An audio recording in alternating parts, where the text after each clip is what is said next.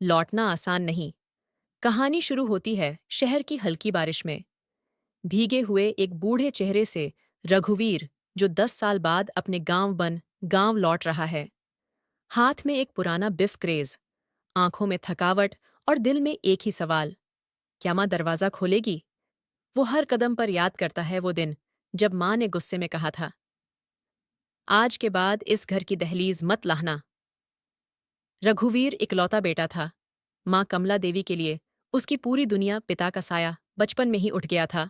और कमला ने सिलाई करके, खेतों में काम करके रघुवीर को शहर पढ़ने भेजा था। लेकिन पढ़ाई के बहाने रघुवीर ने माँ से दूरी बना ली।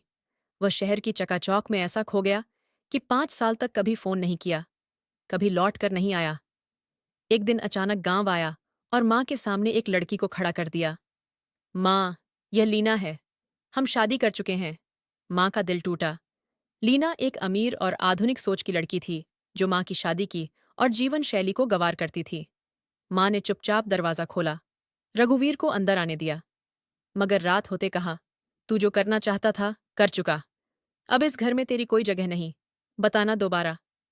अब 10 साल बाद लीना उसे छोड़ चुकी है। एक बच्चा था जिसे उसने खो दिया, और शहर ने उसे नौकरी से भी बाहर कर दिया। टूट कर बिखर कर रघुवीर अब माँ की चौखट पर है। दरवाजा खटखटा रहा है, कोई जवाब नहीं आता। गांव वाले उसे अजीब नजरों से देखते हैं, कुछ ताने मारते हैं। अब आया है माँ याद, जब जिंदा थी तब तो कभी नहीं दिखा। जिंदा थी। रघुवीर चौंकता है, क्या माँ अब नहीं रही?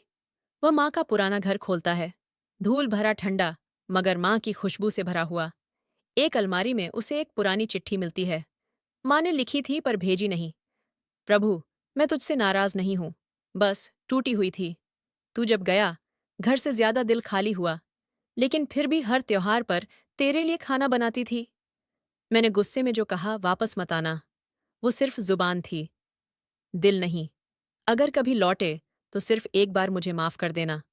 माँ रघुवीर फुट फूट कर रोने लगता है। गांव की सरपंच अम्मा बताती है कि कमला देवी 6 महीने पहले ही गुजरी। आखिरी समय में उन्होंने एक ही बात कही थी, अगर मेरा बेटा लौटे तो उसे कहना मैंने इंतजार किया। बस, वो थोड़ा देर से आया। रघुवीर माँ की समाधि पर जाकर बैठता है। उसका सफेद कुर्ता भीग चुका है, हाथ में माँ की चिट्ठी, आंखों में पछतावा। वह कहता है, माँ तुमने कहा था वापस मत लाना, मगर अब आया हूं हमेशा के लिए यहीं रुकने। रघुवीर उसी घर में रहने लगता है। हर त्योहारों पर वो माँ के नाम का दीपक जलाता है और गांव के अनाथ बच्चों को पढ़ाता है, क्योंकि अब वह खुद जान चुका है, जिसे वक्त पर गले ना लगाया जाए, वह रिश्ता सिर्फ याद रह जाता है। दोस्तों, अगर आपको शिक्षाप्रद कहानियां पढ़ना या सुनना पसंद हैं, तो हमारे BAPU RM हिंदी सुविचार चैनल को सब्सक्राइब करके हमें सपोर्ट करें। धन्यवाद।